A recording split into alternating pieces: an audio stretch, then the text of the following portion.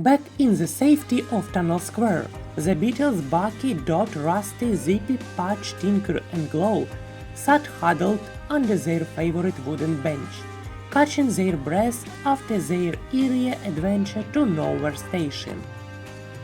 The discovery of the abandoned station and the encounter with the old conductor Clement left them buzzing with excitement and curiosity.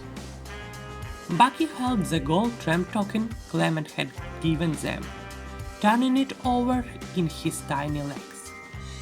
"This is our key," he said, his voice filled with determination. "If we want to bring back the secret line, we need to learn more about it." Tinker, always eager to investigate, nodded eagerly. Clement said there were maps and clues hidden in the tunnels. "If we can find them, we'll know where all the old roads went." "But some of those tunnels are scary," Dot whispered, remembering the eerie silence of Nowhere Station. "What if we get lost?" Glow, his shell flickering with a comforting light, smiled. "We won't. We have each other." "Right," Rusty said, thumping his shell confidently. "Let's find out what secrets this tunnel are hidden." Under the cover of night, with the square mostly empty and the trams running less frequently, the Beatles scurried toward the old maintenance tunnel they had discovered during the rainstorm.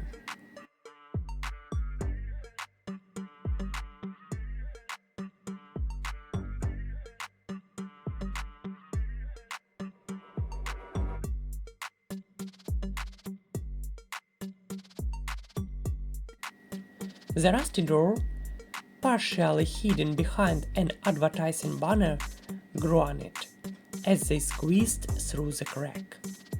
Inside, the air was damp and thick, with a scent of old metal and mildew.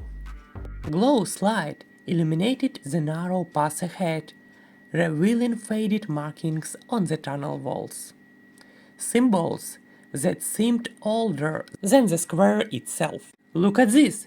Tinker exclaimed, pointing to a set of carved glyphs on the wall. "These aren't human markings. They look like they were made by beetles." Dot leaned in closer, tracing a tiny leg over the carvings. "It looks like a map. See? There are tram lines here, but they go places I've never seen before." Patch, always practical, rubbed his belly. "I hope one of those places leads to food."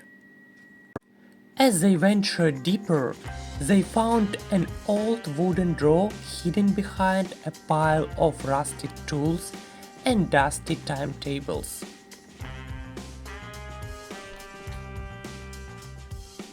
It creaked open slowly, revealing a small chamber filled with strange objects and old photographs pinned to the wall.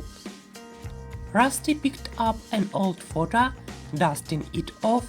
"Whoa, look at this!" The photo showed a group of beetles standing proudly in front of a train wheel. Above them, a sign read, "The Ancient Beetle Transit Society, connecting our world beneath theirs." "The Beetle Transit Society!" Zippy's wings buzzed in excitement. "They must have run their own transport system down here." Bucky's eyes fell on an old, curled-up scroll resting on a dusty shell. He carefully unrolled it, revealing a beautifully detailed map. Unlike the maps used by humans, this one showed intricate beetle-sized tunnels that crisscrossed the underground world of the city. "This must be what Clement was talking about," Bucky muttered. "It shows every hidden path, maintenance tunnel, and secret station that beetles used. Patch looked closer at a section marked Grand Central Nest. I bet there's tons of food crumbs there. Tinker pointed to a road marked in bold red ink. Look at this. It's labeled the Royal Line.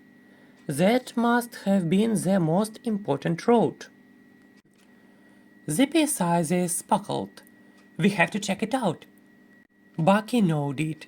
But we need to be careful. Some of these tunnels haven't been used in years. As they studied the map, a sudden noise echoed through the tunnel. A soft click click click like tiny feet scurrying over the metal pipes. "Did you hear that?" Dot whispered, her voice trembling. Rusty narrowed his eyes. We are not alone down here. Suddenly, out of the shadows, a large, grizzled beetle with started wings and a crooked antenna stepped into the dim light. His eyes gleamed with wisdom and caution.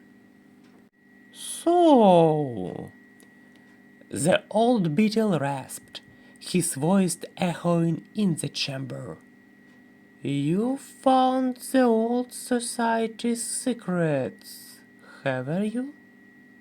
The beetles froze. Who are you?" Bucky asked cautiously. The old beetle chuckled. "Name's Marlowe. I was one of the last to guard these tunnels before the humans covered them up. I've been waiting for someone who finds this place again." "Waiting?" Dot asked. Marlowe nodded. "The beetle transit system was the pride of our kind. We could travel faster than the humans above us, using our secret station and passenger ways. But when the humans expanded their railways, our tunnels were forgotten, and so were we." Rusty tilted his head. What happened to the other beetles? Marlowe sighed. "Many left. Some got lost in the newer tunnels, and others simply gave up." "But," Bucky said, stepping forward, "we want to bring it back. We love trains and trams." Marlowe smiled. "Then you're exactly who we have been waiting for." Under Marlowe's guidance, the beetles spent hours exploring the chamber and piecing together the map of the old network.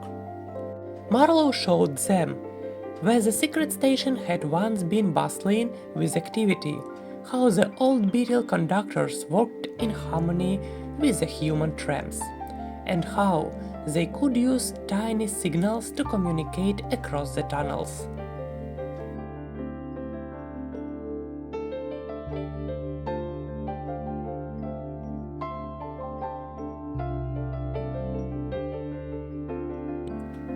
You'll need to repair some of the passenger ways if you want to get them running again, Marlowe warned.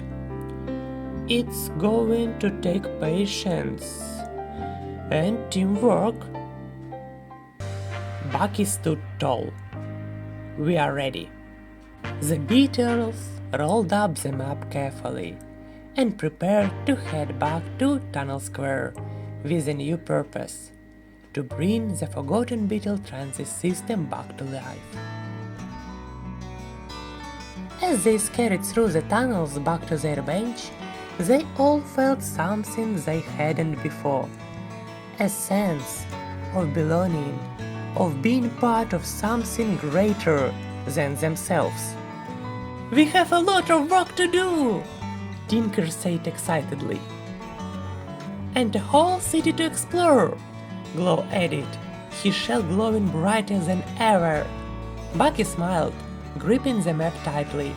Then let's get started!